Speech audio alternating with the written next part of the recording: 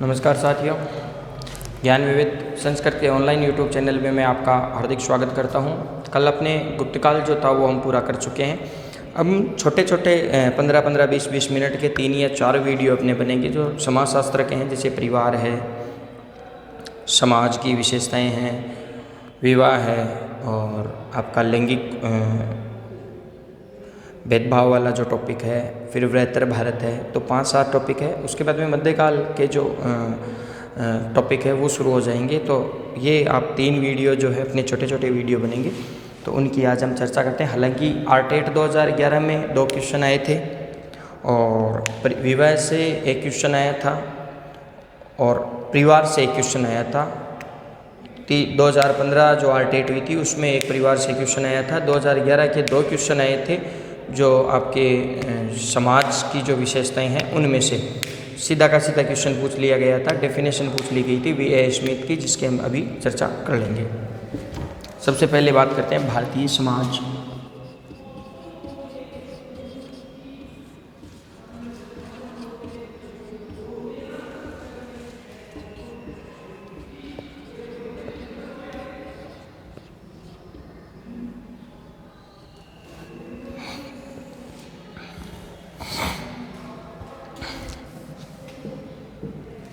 समाज को व्यक्तियों का एक समूह माना जाता है।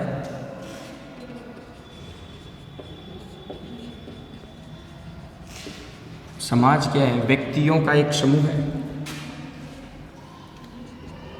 व्यक्तियों का एक समूह है, ये है आपका समाज। समाज जो है वो सामाजिक संबंधों की एक व्यवस्था है।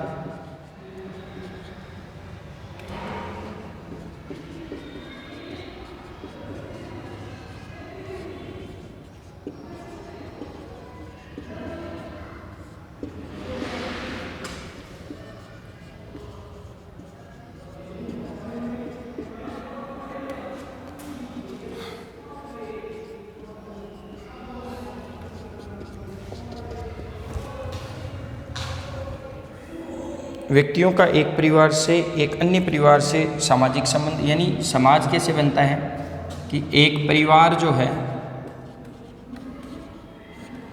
उसका अन्य परिवार से जो संबंध होता है, से संबंध हमारे पड़ोसी जो है और उनसे मिलकर बन जाता है आपका समाज। बेसिक सी बात है, डीप क्वेश्चन इसमें से नहीं आता है। सामाजिक संबंधों की एक अमूर्त व्यवस्था है। सामाजिक संबंधों की एक अमूर्त व्यवस्था है।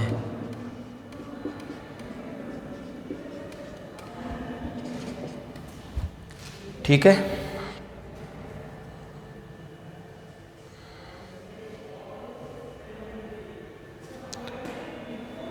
दूसरी खास बात यह है कि व्यक्ति और समाज जो है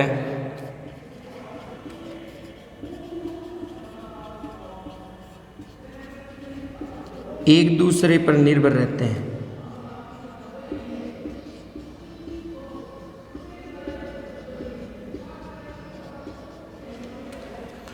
एक दूसरे पर निर्भर रहते हैं और उनका संबंध एक पक्षीय नहीं है भाई। इनका जो संबंध है वो एक पक्षीय नहीं है।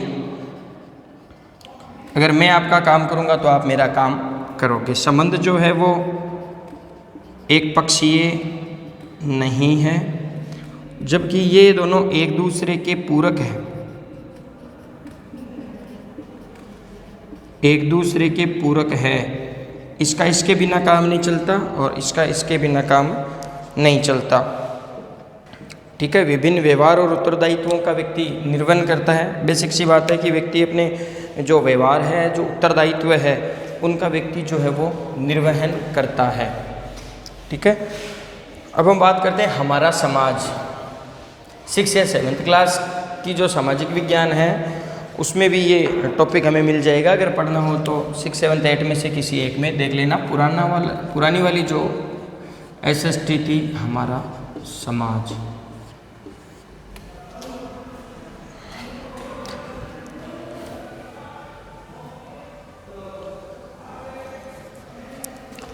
देखो, हमारा समाज जो है वो एक शरीर की तरह होता है। शरीर के लिए जो सभी अंग जो है वो आवश्यक है कि नहीं? और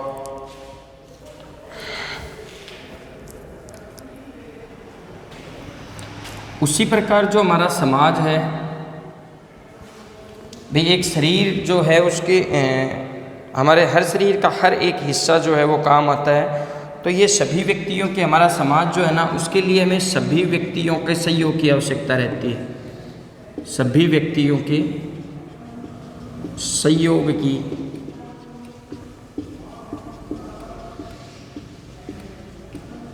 आवश्यकता रहती है।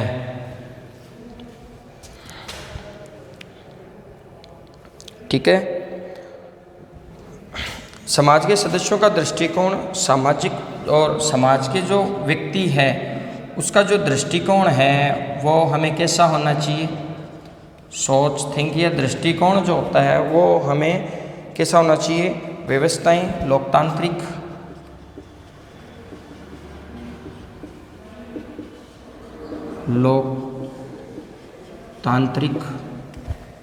इसके अलावा समाजवादी, समानतावादी और मानवतावादी होना चाहिए। समानतावादी यानी सबको समान दृष्टि से, और सबसे प्रमुख बात है कि मानवतावादी, कि व्यक्ति के लिए, सबके लिए सम्मान, ऊंच नीच भेदभाव नहीं होना चाहिए, सबके लिए बराबर, और मनुष्य का मनुष्य के लिए जीना, मनुष्य का मनुष्य के लिए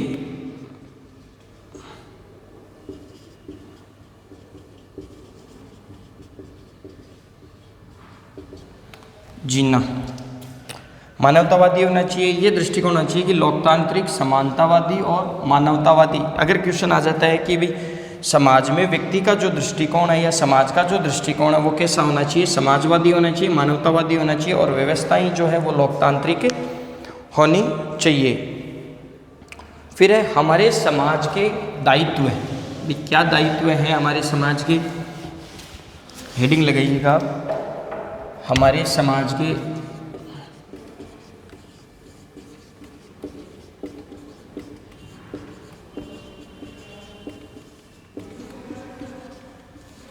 दायित्व है।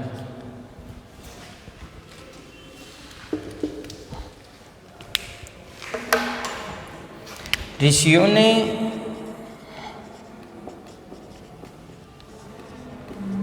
ऋग्वेद में एक बात कही है,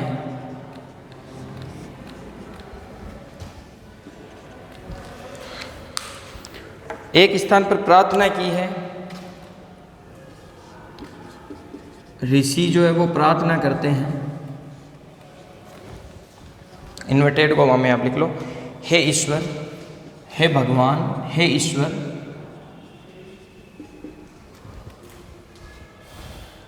हम अपने पड़ोसी के प्रति,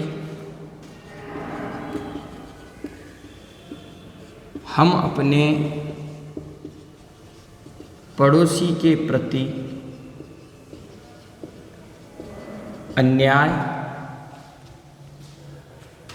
न करें। और पड़ोसी व्यक्ति का, कौटिल्य ये कहता है कि पड़ोसी व्यक्ति का सबसे बड़ा दुश्मन होता है, हालांकि पड़ोसी बहुत अच्छा साथी भी होता है। तो पड़ोसी के प्रति अन्याय न करें, न ही अपने मित्र को हानि पहुंचाएं, न ही अपने मित्र को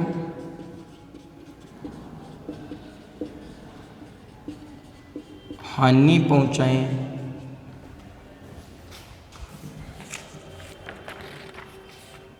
हमारे प्रति प्रेम करने, हमारे प्रति प्रेम करने वालों के प्रति दुर्व्यवहार, हमारे प्रति प्रेम करने वालों के प्रति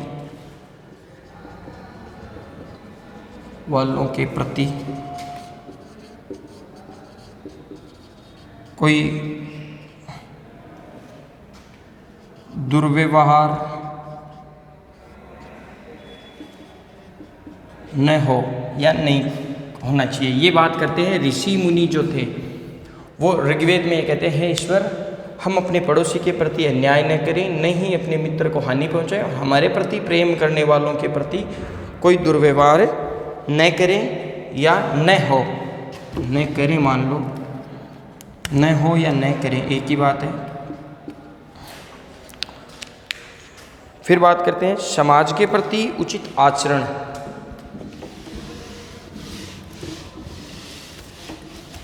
पहला पॉइंट आप इसकी प्रमुख आप लिख लीजिएगा कि समाज के प्रति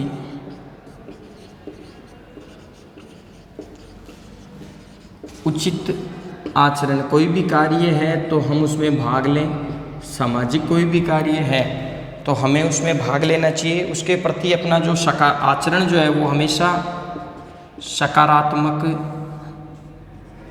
होना चाहिए, पॉजिटिविटी रहनी चाहिए, और व्यक्ति को वैसे भी पॉजिटिव रहना चाहिए।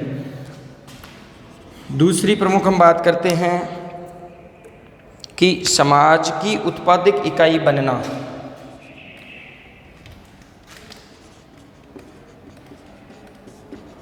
समाज की उत्पादक इकाई बनना। देखो आर्थिक युग है ना, समाज की कि भाई समाज जो है वो उत्पादक बनना, कि जो देश है उसमें हमें अपने देश के लिए और अपने लिए लगातार कार्य करते रहना चाहिए, अपने प्रति और अपने देश के प्रति कार्य करते रहना चाहिए, और ऐसी घटनाएं नहीं करनी चाहिए, क्योंकि आर्थिक युग है, जैसे हड़ताल कर दी, और हड़ताल से क्या हुआ कि 3 दिन के लिए स्ट्राइक हो गई, एक दूसरे से स्थान नहीं पहुंचा, और जब स्थान नहीं पहुंचा तो बड़ी समस्या ये पैदा हो गई कि वहाँ व्यापार जो है वो ठप हो गया, और अपने देश को, अपने समाज को, अपने राज्य को नुकसान हो गया। तो इसमें यह है कि समाज की उत्पादक इकाई बनना। तीसरा आप लिखिएगा दूसरों के अधिकारों का सम्मान करना।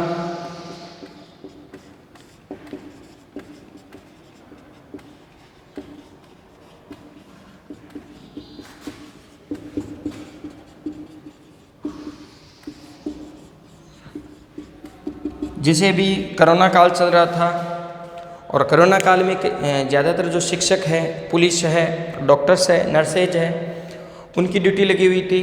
अब उनके प्रमुख अधिकार ये थे कि भाई अपनी सुरक्षा करना। हम उनको इग्नोर करते हैं कि भाई खेत जो बाहर नहीं निकलना है, उसके बावजूद भी हम घर से बार बार बाहर निकल रहे हैं, टोक रहे हैं, हमें क्वारंटाइन के लिए बोला जा रहा है, हम क्वारंटाइन नहीं हो रहे हैं।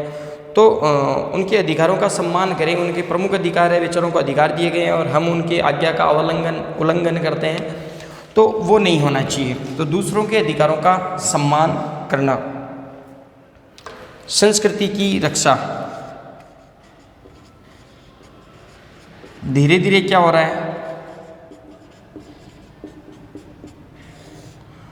अपनी जो संस्कृति है वो प्राय लुप्त हो रही है। ये बड़े अपने लिए बड़ी विडंबना की बात है, अपने लिए बड़े दुख की बात है कि धीरे धीरे अपनी जो प्राचीन जो व्यवस्थाएं हैं, प्राचीन जो अपनी संस्कृति है वो प्राय लुप्त हो रही है, और हम जो है पाश्चात्यकरण की ओर जा रहे हैं। जैसे मैं आपको बता दूं कि प्रत्येक गांव में जैसे गणगौर होती थी पहले, और गांव में गणगौर के समय ऊंट जो थे वो दौड़ाए जाते थे। आजकल वो धीरे धीरे गांव में ऊंट जो है वो कम हो गए हैं, धीरे धीरे बंद हो गया है। लोग कोई भी अपने जो सामाजिक कार्य हैं उसमें बढ़ चढ़कर भाग नहीं लेते हैं, वो चीज़ें नगण्य हो गई है। जैसे रामलीला होती थी पहले, आजकल नहीं होती है। तो अपनी संस्कृति की रक्षा, अपनी जो पुरानी परंपरा परिपाटी चल रही है, हमेशा उनकी रक्षा कीजिएगा, उनको जीवित रखना चाहिए हमें। फिर हम बात करते हैं 5वां पॉइंट जो है अपना,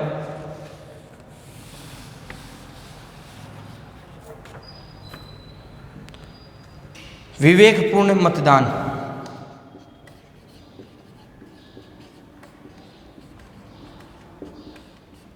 6वां है अपना प्रशासन की सहायता।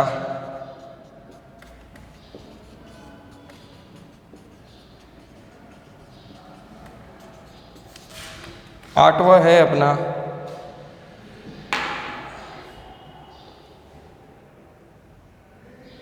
पर्यावरण की रक्षा।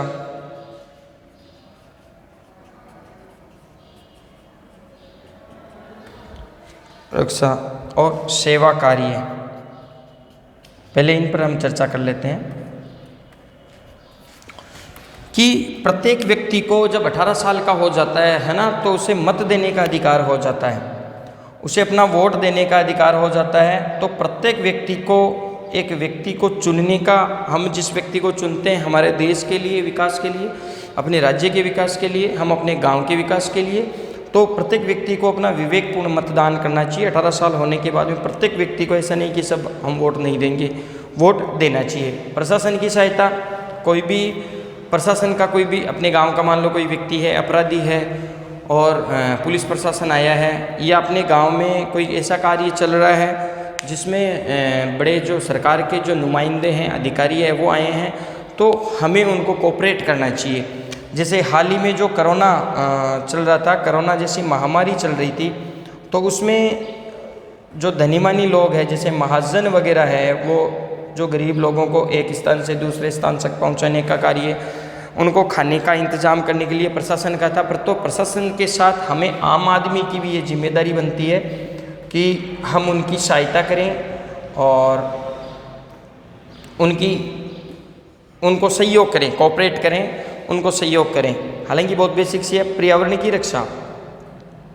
पर्यावरण में अनेक जीव जंतु, जैसे लाल पांडा नाम का एक पशु होता था, जानवर होता था, वो प्राय लुप्त हो चुका है। धीरे धीरे अपने जो ऊँट है वो लुप्त हो रहे हैं। बहुत सारे पेड़ जो है, जैसे खेजड़ी है, वो लुप्त हो रही है। तो अपने पर्यावरण की रक्षा करें, क्योंकि पर्यावरण में जितने भी जीव जंतु है वो हमारे लिए, ये कहा जाता है ना, जीव के जीव जो होता है वो लागू होता है। तो हम अपने पर्यावरण की रक्षा करें। फिर सेवा कार्य, जैसे वृद्ध व्यक्ति है, सड़क पार नहीं हो रही है, हम वहीं से जा रहे हैं, या अंधा व्यक्ति है, सड़क पार नहीं हो रही है और हम वहाँ से जा रहे हैं, हम उसको इग्नोर कर देंगे, ऐसा नहीं करना चाहिए।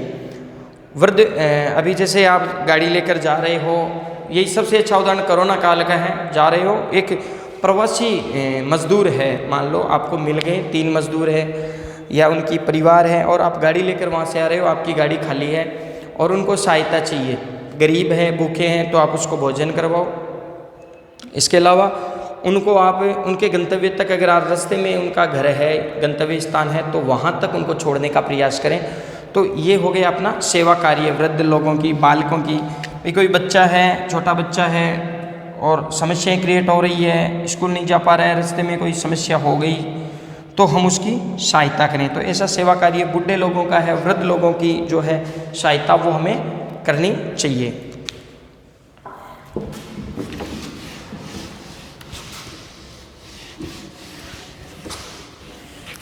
फिर अंतिम पॉइंट इसका हम बात करते हैं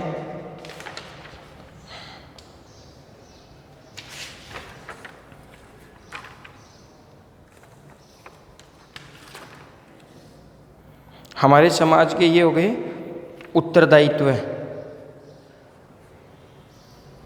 अब भारतीय समाज की हम बात करते हैं, भारतीय समाज की विशेषता। भारतीय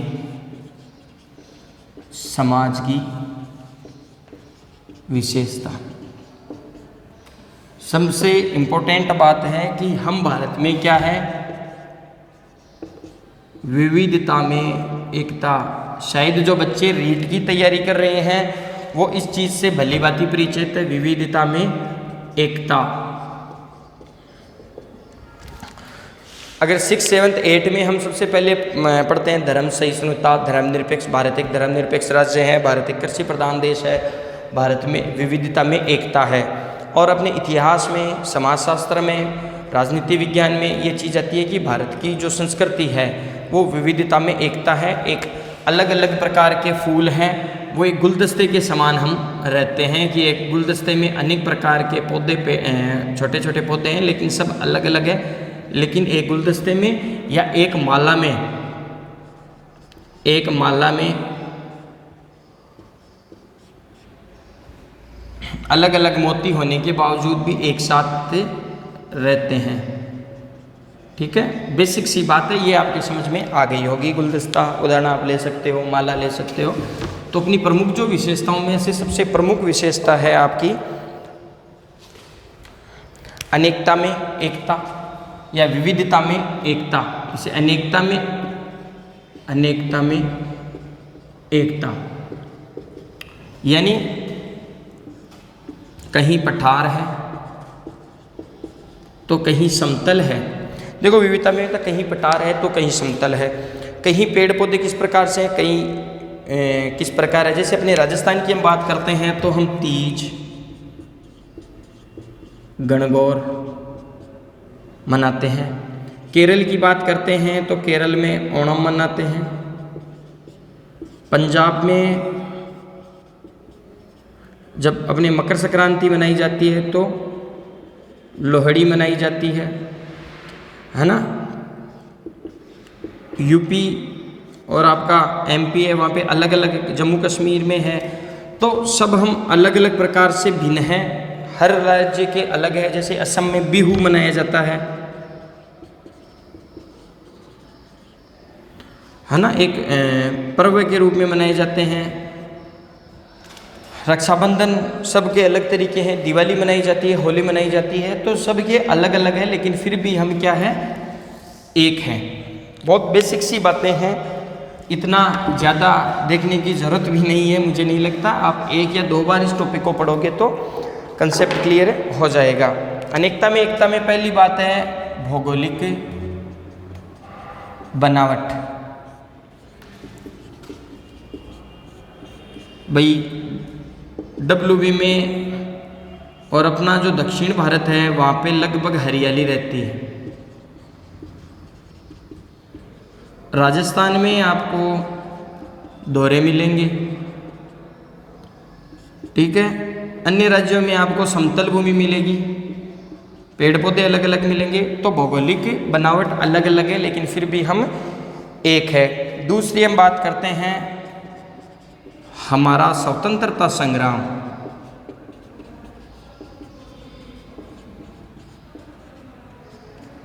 उन्नीस 1947 में अपना देश आज़ाद हुआ था। इससे पहले एक लंबा संघर्ष करना पड़ा था भारतीयों को, लंबा संघर्ष करना पड़ा था, जिसमें गरम दल के नेता थे, नरम दल के नेता थे। लाल बाल पाल गरम दल के थे। अपने राजस्थान की हम बात करते हैं तो सागर मलगोपा, मुकुंद बिस्सा, है ना, ऐसे कई क्रांतिकारी नेता हुए हैं। विजय सिंह पत्तिक हालांकि अपने मूल यहाँ के नहीं थे लेकिन यहाँ पर हुए हैं। किशोरी देवी जो 1934 में कटरातल के गांव में एक जाट महिला थी, अनेक व्यक्तियों को इकट्ठा करके आंदोलन, किसान आंदोलन चलाया था। तो अपने स्वतंत्रता आंदोलन जो है इसमें बंगाल जो है वो अग्रणी था। सुभाष बाबू उड़ीसा के थे, है ना। वर्तमान में उड़ीसा कटक में उनका जन्म हुआ था, तो कटक जो है वो ओडिशा में है।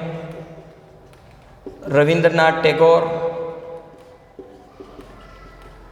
जो आमार सोनार बांग्ला, बांग्लादेश का जो राष्ट्रगीत है वर्तमान समय में, आमार सोनार बांग्ला, अपना जन गण मन, वंदे मातरम बंकिम चंद्र जी द्वारा, अरविंद घोष है, स्वामी विवेकानंद है, राजा राम मोहन राय है, ईश्वर चंद्र विद्यासागर है। ऐसे बहुत से व्यक्तियों के प्रयासों से, हालांकि सब अलग थे लेकिन अपने देश के लिए उन्होंने एक साथ मिलकर युद्ध किया था या लड़ाई, एक लंबा संघर्ष किया था अंग्रेजों के साथ मान लो या विदेशियों के साथ मान लो। झांसी की रानी जो थी, वैसी महिलाएं कादम्बिनी गांगुली है, सरोजनी नायडू है, मदर टेरेसा है ना, ऐसी बहुत सारी महिलाएं जो है उनका योगदान हमारे भारत में रहा है। फिर हम बात करते हैं हमारा संविधान। हमारे संविधान में सबको समान माना गया है, समानता, स्वतंत्रता, स्वतंत्रता, बंधुत्व, भाईचारे की तरह रहो, स्वतंत्र रहो। आप राजस्थान के हैं तो उत्तर प्रदेश में जाकर रह सकते हो, केरल में रह सकते हो, अरुणाचल प्रदेश में रह सकते हो, जम्मू कश्मीर में, यहाँ तक कि वर्तमान जो 20 जनवरी 2020 में अब आप जम्मू कश्मीर में भी रह सकते हो। भारत का प्रमुख हिस्सा वो बन गया है, जैसे अपने राजस्थान में हम रह सकते हैं वैसे आप जम्मू कश्मीर में ऐसा रह सकते हो। तो हमारा संविधान जो हमेशा सम्मान योग्य है, सभी व्यक्तियों को सम्मान दृष्टि से माना गया है, ऊंच नीच भेदभाव नहीं है, सबको सम्मान अधिकार दिए गए हैं। तो हमारा संविधान जो है भारतीय समाज की प्रमुख विशेषताओं में जो विविधता में एकता है, भौगोलिक एकता, हमारा स्वतंत्रता संग्राम और हमारा संविधान। ठीक है, मार्कर कहाँ गया? फिर है हमारा जो संविधान है वो राष्ट्रीय एकता को बढ़ाता है, राष्ट्रीय एकता को बढ़ावा देता है। जन गण मन क्या है अपना राष्ट्रगान, राष्ट्रगीत है अपना वंदे मातरम। तो ये राष्ट्रीय एकता को बढ़ावा देता है। ठीक है, अब हम बात करते हैं प्रमुख रूप से सांस्कृतिक एकता। इसी में विविधता में एकता में समाज में संस्कृति में एकता। एक तो अपने शंकराचार्य हुए हैं, है ना, शंकराचार्य ने दिया है अद्वैतवाद।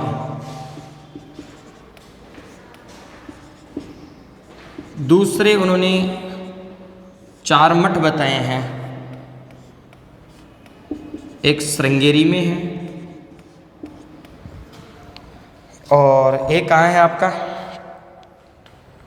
ज्योतिर्मठ है।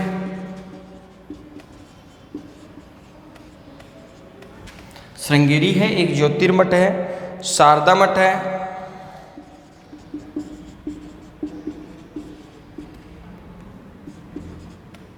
श्रृंगेरी जो है वो मैसूर में है, ये हिमालय में है। ठीक है, ये द्वारिका में है और एक आपका पुरी ओडिशा में है। अरे ये लिखा नहीं क्या, ये गोवर्धन मठ। तो ये एक तो ये एक है अपने 4 धाम, बड़े बुजुर्ग घूमने जाते हैं ना, 4 धाम, बद्रीनाथ है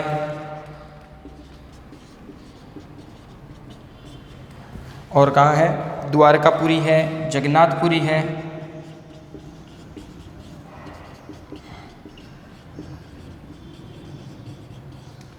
जगन्नाथपुरी है, वह रामेश्वरम।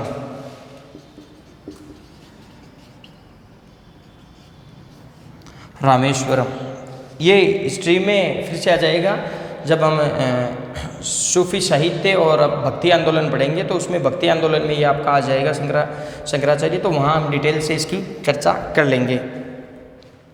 4 मठ 4 धाम ये सांस्कृतिक एकता के प्रतीक है भी। ये जो है ना ये सांस्कृतिक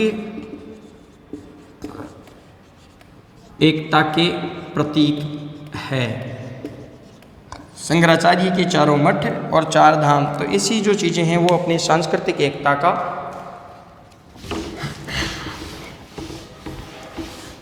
प्रतीक माना जाता है।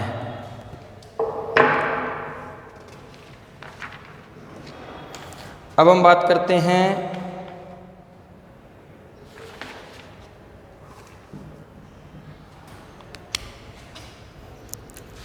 क्षेत्रीय अंतःनिर्भरता, क्षेत्रीय अंतःनिर्भरता।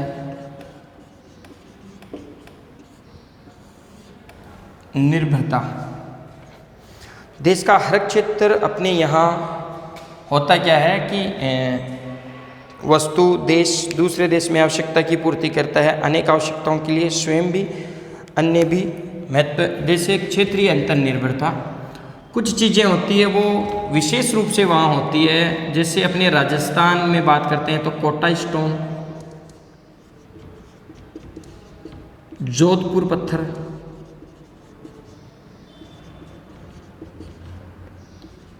मकराना का संगमरमर,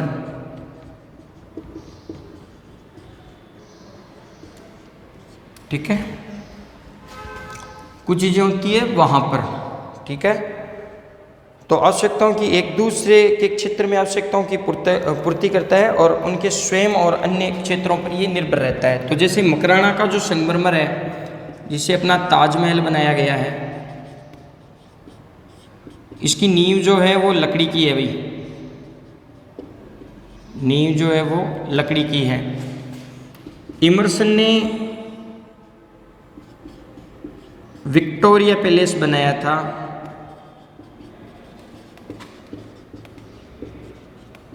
कहाँ पर है? कोलकाता में है।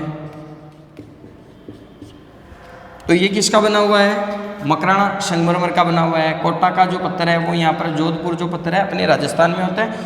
तो इन चीज़ें जो क्षेत्र अपने क्षेत्र विशेष होते हैं और अन्य जो आपके राज्य हैं उनमें उसकी आवश्यकता रहती है, तो हम भी उसके लिए जिम्मेदार रहें और उसके लिए हम एक दूसरे पर निर्भर रहते हैं कि हमारी चीज़ें, कई चीज़ें हमारे यहाँ नहीं होती है वो हम बाहर से मंगवाते हैं। जैसे अपने खजूर नहीं होता है मान के चलो, तो खजूर जो है वो जहाँ पर होता है वहाँ से आता है। अनानास नहीं होता है, जो अपने केरल है, जो दक्षिण भारत का जो एरिया है वहाँ पर होता है। मछलियाँ नहीं होती है तो उस राज्य में होती है तो हम वहाँ से मंगवाते हैं। तो एक दूसरे पर निर्भर रहना चाहिए, क्षेत्रीय अंतःनिर्भर, ठीक है। ये थी उसकी प्रमुख विशेषताएं। अब आरटेट 2011 का क्वेश्चन था, एक बात पूछी गई थी और ये पूछा गया था, ये बात किसने कही थी? The Oxford history of India, the Oxford history of India किसकी है भाई? ये पुस्तक है विंसेंट स्मिथ की है, 1911 की, ठीक है। तीनों लाइन इंपॉर्टेंट है। तो भारत में एकता में अनेकता, और इसमें ये कहा गया है कि भारत में एकता में अनेकता और अनेकता में एकता,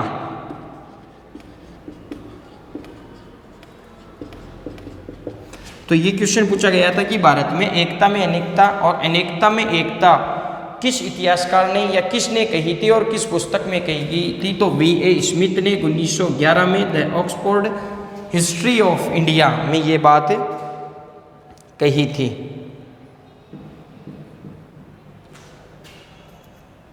इसका दूसरा नाम अर्ली हिस्ट्री ऑफ इंडिया भी हमें मिल जाता है। ये पुस्तक का जो नाम है India from the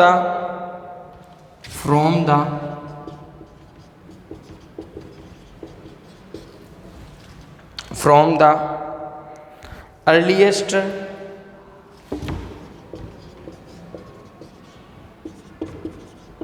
time and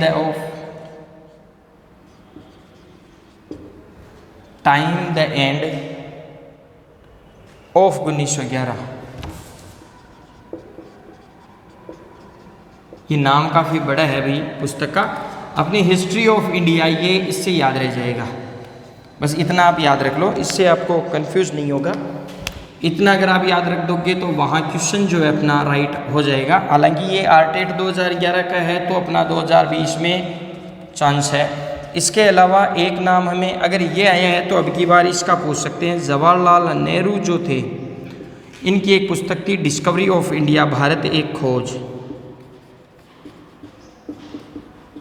इसमें भी भारत एक खोज या discovery of India Jawaharlal Nehru की थी। तो इसमें भी भारतीय एकता बाहर से तोहफी हुई चीज नहीं है। भारतीय एकता बाहर से थोपी हुई चीज नहीं है,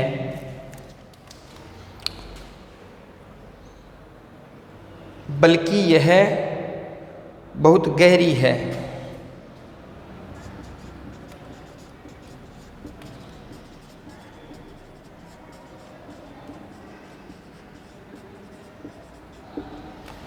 बहुत गहरी है।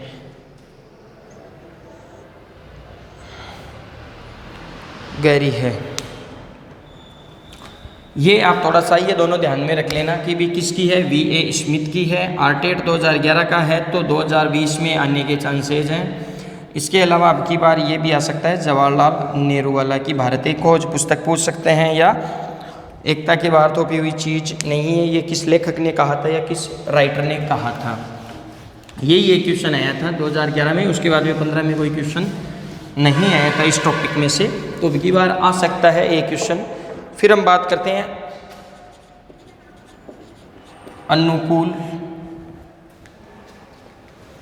अनुकूलनशीलता। होता क्या है, हम हॉस्पिटल में जाते हैं, हॉस्पिटल में बदबू आती है, अजीब तरीके की स्मेल आती है। हम आधे घंटे हमें जाते ही वो बदबू आती है, कुछ समय के बाद में हमें वो बदबू आनी बंद हो जाती है।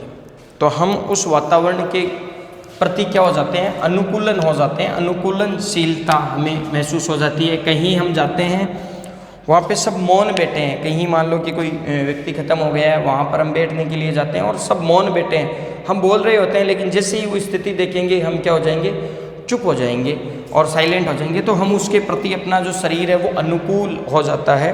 तो वैसे मुस्लिम संस्कृति, मुस्लिम भारत में मुस्लिम आए थे, और ब्रिटिश संस्कृति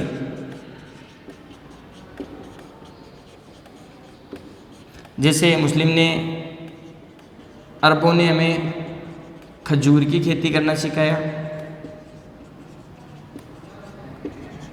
ऊंट पालन सिखाया। अंग्रेज़ों ने हमें पैंट पतलून जो है वो सिखाई। रेल जो है वो लेकर आए 1853 में, है ना, मुंबई से ठाणे तक। तो इनकी जो संस्कृति थी उसका प्रभाव जो है की छाप जो है, दोनों की जो छाप है वो आज भी हमारे भारतवर्ष पर है। ठीक है,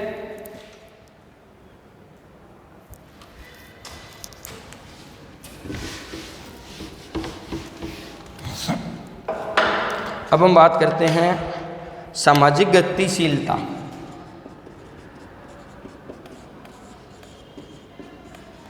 गतिशील नाम से पता चल जाएगा, सामाजिक गतिशीलता यानी व्यक्ति पहले ज़्यादातर गांव में रहना पसंद करते थे, वर्तमान गांव कैंसिल, व्यक्ति शहरों की तरफ उन्मुख हो रहे हैं।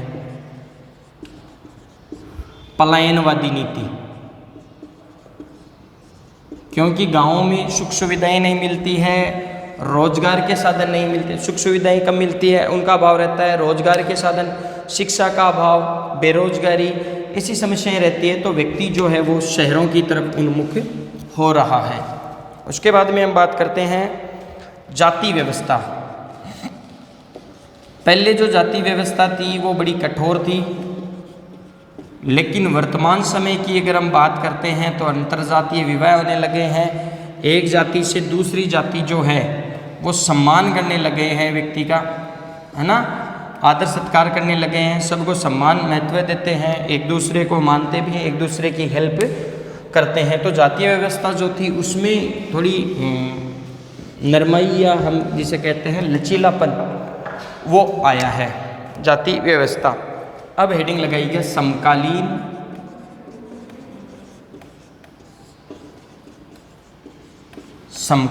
भारत समाज।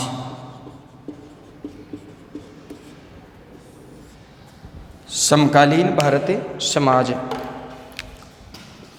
पहली बात करते हैं पारिवारिक संरचना में परिवर्तन। पारिवारिक संरचना में परिवर्तन, सीधी सी बात है, पहले व्यक्ति जॉइंट फैमिली में रहना पसंद करते थे, अब सिंगल। पारिवारिक संरचना में परिवर्तन आ गया। पहले जॉइंट फैमिली 3 पीढ़ियां रहती थी, आजकल सिंगल, हम और हमारे बच्चे, इस नीति पर आ गए हैं। फिर सामाजिक प्रथाएं,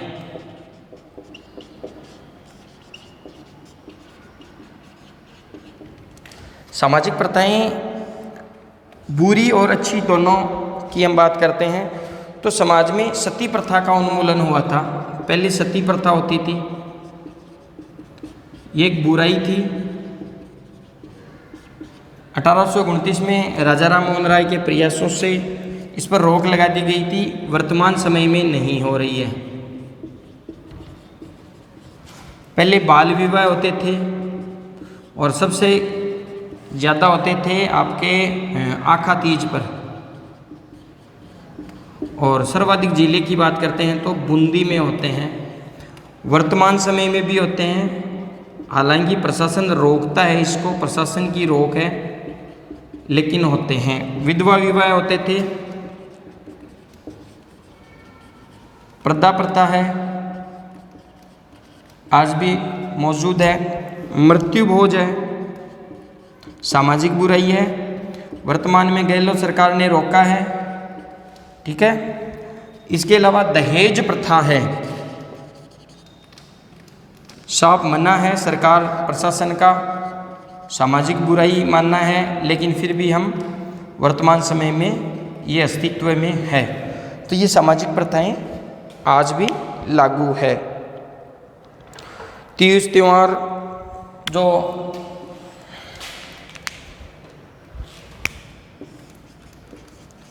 तीज त्योहार जैसे रक्षाबंधन है, अपनी दिवाली है, तो इनके जो तौर तरीके हैं वो बदल रहे हैं, ठीक है। ये था पारिवारिक संरचना, सामाजिक प्रथाएं और पारिवारिक संगठन में परिवर्तन। तीसरा पॉइंट आप लिखिएगा, पारिवारिक संगठन में परिवर्तन। पारिवारिक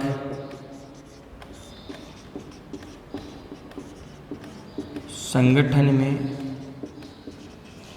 परिवर्तन।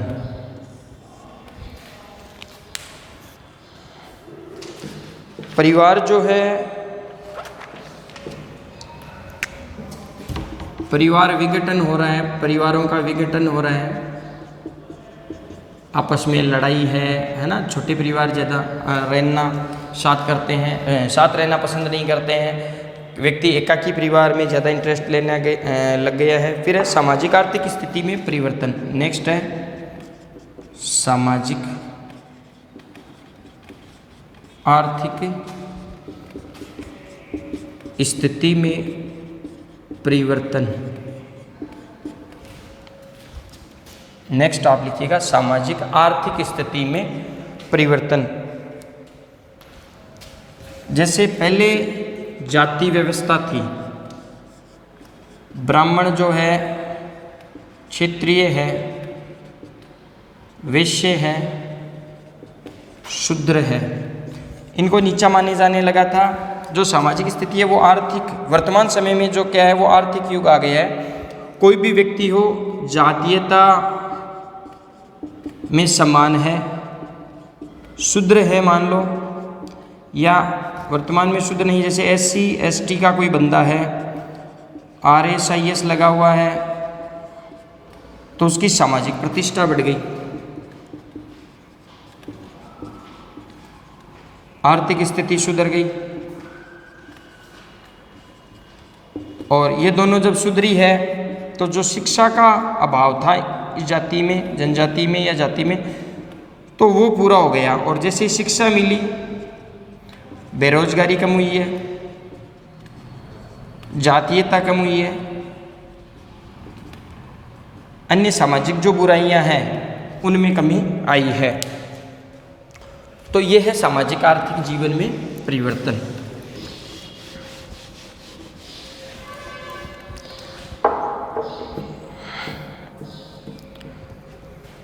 नेक्स्ट आप लिखिएगा शिक्षा,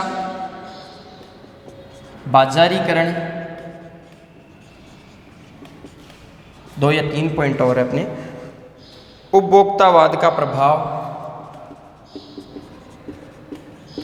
उपभोक्तावाद का प्रभाव,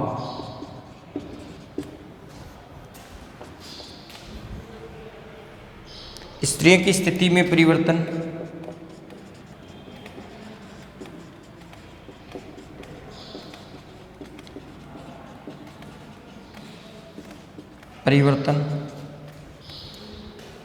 बढ़ता शहरीकरण,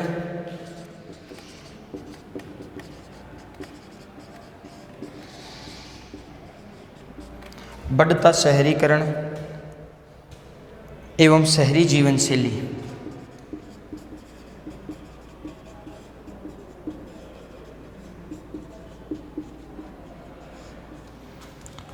शहरी जीवन शैली। फिर है साक्षरता संबंधी, साक्षरता संबंधी विषमता,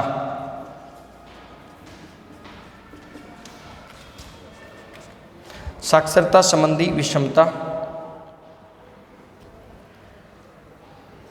और गिरता लिंगानुपात।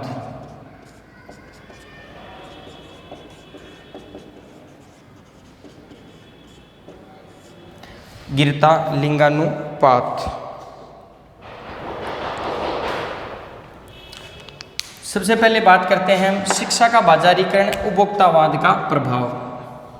शिक्षा हो गई है, पहले जो थे विवाह थे वो व्यक्ति की आर्थिक स्थिति देखी जाती थी कि भी व्यक्ति जो है वो कैसा है, क्या कर रहा है, व्यक्ति का परिवार बड़ा होना चाहिए, उसके पास खेत होना चाहिए, धन संपत्ति होनी चाहिए। लेकिन वर्तमान समय में उसकी दिशा चेंज हो गई है। बच्चा क्या कर रहा है, बच्चा कितने पैसे कमा रहा है, परिवार से कोई संबंध नहीं है, लड़की एजुकेटेड है या नहीं है, पहली बात तो ये देखी जाती है। पहले विवाह होते थे कि कोई ब्राह्मण जाकर बता देता था कि उस व्यक्ति के 2 बच्चियां हैं या उसके 1 लड़का है। वर्तमान समय में क्या है, विवाह है, ब्यूरो बन गए हैं, है ना, अलग अलग, जिसमें आप रजिस्ट्रेशन कीजिएगा और रजिस्ट्रेशन के माध्यम से आप वहाँ जिस जाति की या जिस समाज की आपको लड़की चाहिए, दोनों में आपके जो विचार मिलते हैं तो आप उससे विवाह कर सकते हैं। प्रेम विवाह होने लग गए, है ना। तो इसमें पहला ये परिवर्तन आ गया, ठीक है। इसमें विवाह ब्यूरो, फीस को लेकर और आपका व्यक्तित्व, जैसे शिक्षा की बात करते हैं तो व्यक्तित्व संवारने के पाठ्यक्रम जो है, पहले शिक्षा का पुराना ही ढांचा था, संवारने के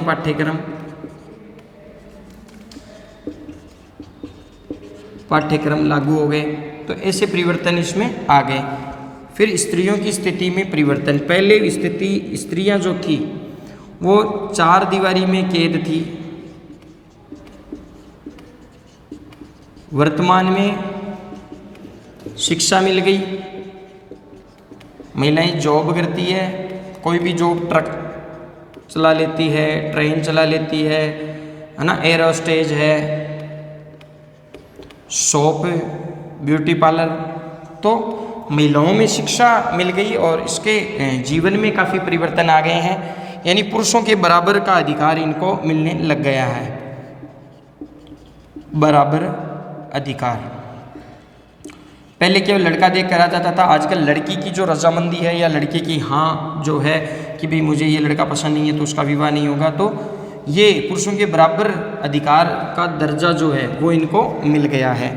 फिर बढ़ता शहरीकरण और शहरी जीवन शैली, लोग जो है गाँव से शहरों की ओर पलायन कर रहे हैं, है ना। जनगणना 2000, एक सेकेंड,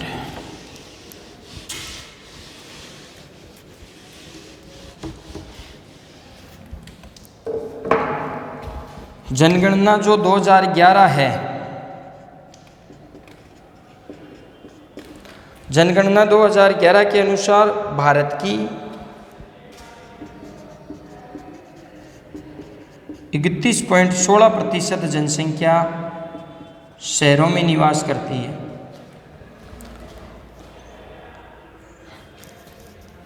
वहीं उद्योग आधारित, भाई गांव में रोजगार के साधन नहीं है, उद्योग आधारित नगरीय जीवन शैली का प्रभाव समाज पर पड़ता जा रहा है। लोग जो है उद्योगों के प्रति भाई रोजगार मिल जाए, है ना।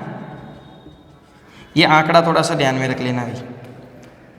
रोजगार के लिए खेती में नुकसान होता है, कभी टिड्डी आ गई, है ना, तो कभी बाढ़ आ गई या अन्य जो प्राकृतिक आपदाएं हैं वो आ गई, तो व्यक्ति जो है वो गांव छोड़ रहा है, गांव छोड़कर शहरों की ओर उन्मुख हो रहा है। तो भारत की 31.16 जो जाति जनसंख्या है वो शहरों में निवास करने लग गई।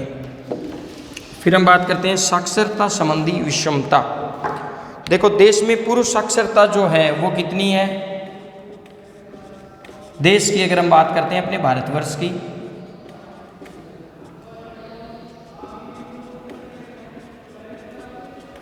पुरुष साक्षरता जो है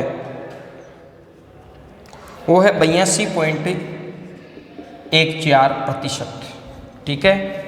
वहीं हम बात करते हैं महिला साक्षरता, ये लिख लेना भाई 65.46%। राजस्थान के संदर्भ में हम बात करते हैं पुरुष साक्षरता,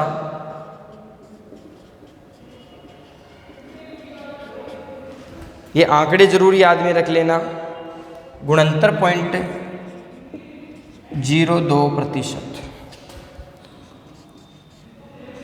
महिला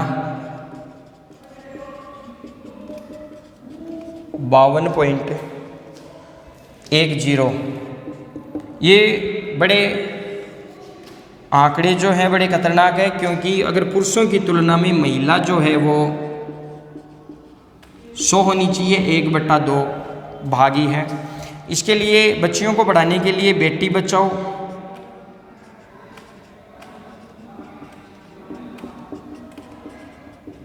बेटी पढ़ाओ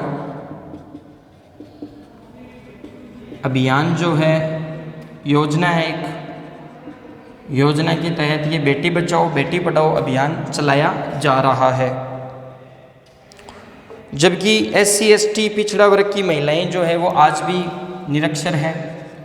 SC ST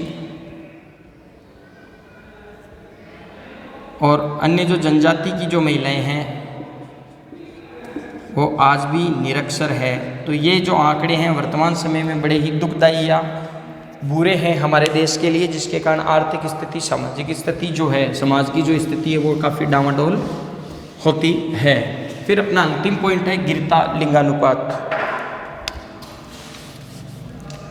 गिरता लिंगानुपात। सरकार, अभी मैंने बात की थी कि बेटी बचाओ बेटी पढ़ाओ योजना चला रही है सरकार, जिसमें अगर भारतवर्ष की हम बात करते हैं तो 1000 पुरुषों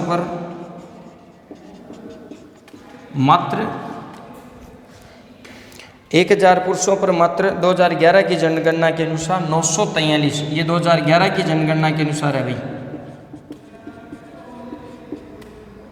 943 महिलाएं हैं, जो काफ़ी फ़र्क है। राजस्थान की अगर हम बात करते हैं, ये भारतवर्ष की है भी, तो राजस्थान में जो महिलाओं की संख्या है वो 928 ही है। झुंझुनू जैसे सबसे पढ़े लिखे ज़िले में भी कंडीशन जो है वो बच्चियों की खराब ही हो रही है। तो सरकार ये योजनाएं चला रही है ताकि लोगों में जागरूकता पैदा हो, शिक्षा मिले और धीरे धीरे जो स्थिति है वो इनमें बढ़ोतरी हो। तो आप ये लिंगानुपात वाला ये जरूर देख लेना कि 1000 पुरुषों पर 943 भारत की और राजस्थान में 928। ठीक है। अब टॉपिक को इतिश्री करने में कुछ चीज़ें क्वेश्चन पूछ लेते हैं, तो आप उस पर थोड़ा सा 2 या 4 मिनट की कक्षा में ये जरूर लिखना। राष्ट्रीय प्रतीक, इसी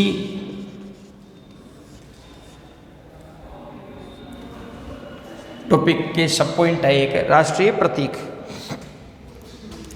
ध्वज अपना कौन सा है, सबको पता है, तिरंगा। चिन्ह अपना कौन सा है, अशोक स्तंभ। पशु अपना कौन सा है, बाघ।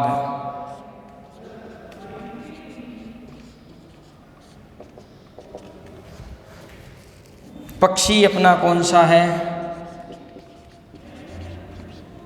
मोर।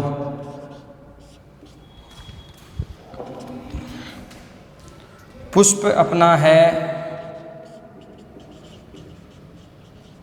कमल।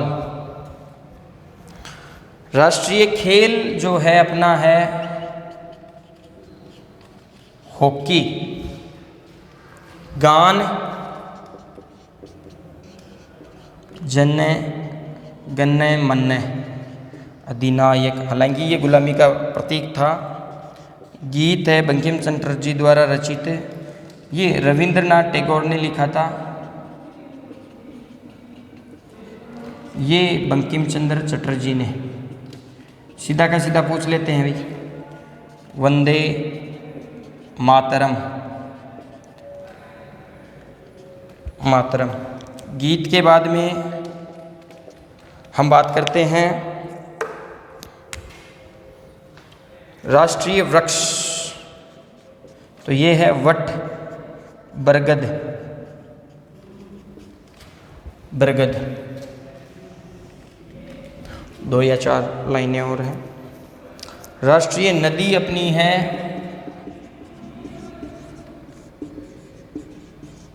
गंगा, जिसे हुमायूं एक बार पार की थी। राष्ट्रीय नदी अपनी कौन सी हो गई, गंगा। राष्ट्रीय जलीय जीव जो है